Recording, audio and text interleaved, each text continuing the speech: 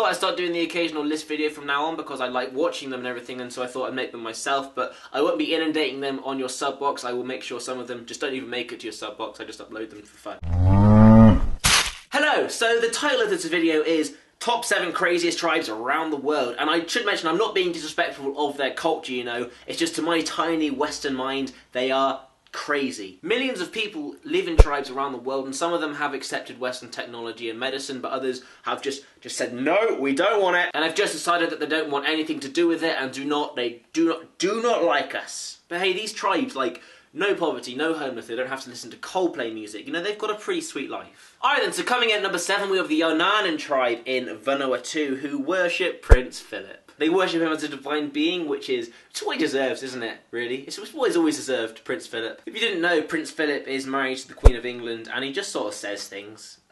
So this belief sort of started around the 1950s, because according to an ancient Yaohnanen story, the son of a mountain spirit had travelled overseas to marry a powerful lady, and it said that he would one day return. So when members of the tribe saw the respect and admiration afforded to the Queen Elizabeth, they just assumed Prince Philip was the son of the mountain spirit who would return to them. Now, I'm not one to say that's an uninformed decision, but that was an uninformed decision. They had a bit of information and thought, oh yeah, might as well. That's like saying Dave Grohl is Jesus because he's got long hair, which...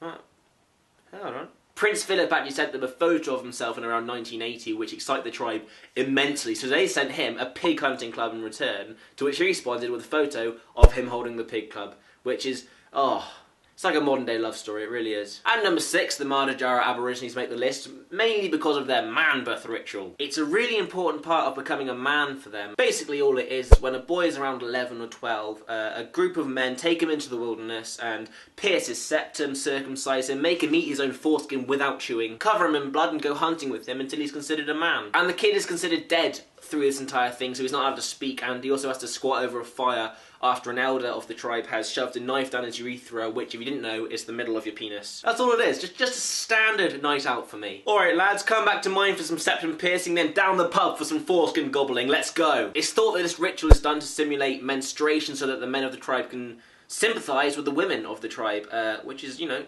fair enough, to be fair. The Fula people are number 5, and lots of pain in this list, actually. Lots of, I'll be honest, lots and lots of pain. I had a paper cut the other day and started planning my funeral. These guys make Chuck Norris look like a pussy. What the Fula people do as an entry into manhood is they whip each other with sharpened sticks covered in thorns, and there's a sort of group of elders surrounding them, and they're not allowed to whimper or show any sign of weakness during this entire fight. When the crowd watching decides who was the winner, who was the bravest, then that person becomes a man. And it's just a little bit too 50 Shades of Grey, which also leads us into the next, into number 4. The Métis tribe of Brazil. This tribe has been known about since around the 1980s, but was unfortunately nearly wiped out because of Western diseases. They have since relocated the habitat and are gradually developing closer ties to the Western world.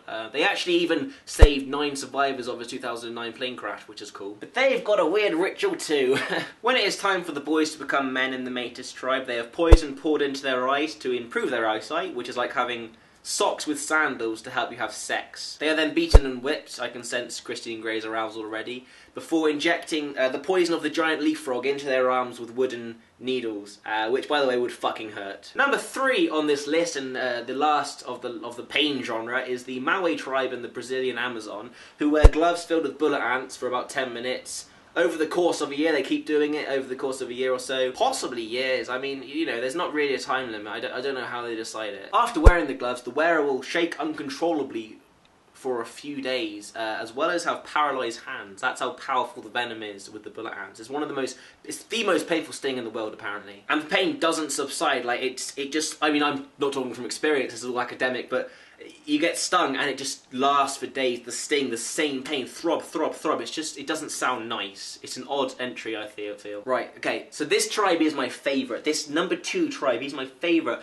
It's just one dude. He doesn't have a name. It's just one guy. He's the last remaining member of his tribe, which was an uncontacted tribe which died out at least 15 years ago, and he is badass. Like, here is a satellite photo of his surroundings. There is fuck all around him.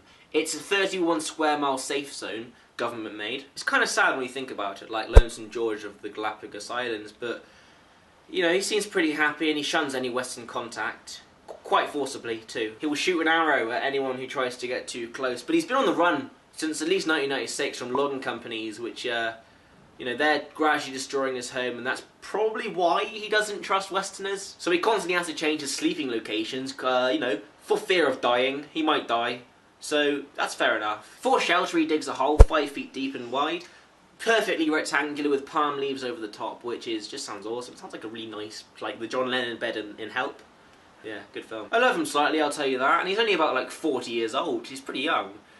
So he seems to live a pretty good, spiritual, healthy life. And finally, here we are at number 1, the Sentinelese people. This tribe lives on the North Sentinel Island in the Bay of Bengal and are pretty fucking resilient. Their numbers of an estimate of 250 people didn't seem to be affected by the 2004 tsunami in the Indian Ocean. We can't be entirely sure of how many there are because they violently defend their territory. They have killed people. It is rumoured that they've lived there for hundreds of thousands of years, directly descended from the first humans to leave Africa, which is incredible, if I'm honest. This culture is pretty much shrouded in mystery due to their fierce protection of their land and their zero desire to make contact with the Western world. So that was my first proper list video. I hope you enjoyed it. It was interesting for me to write it, definitely.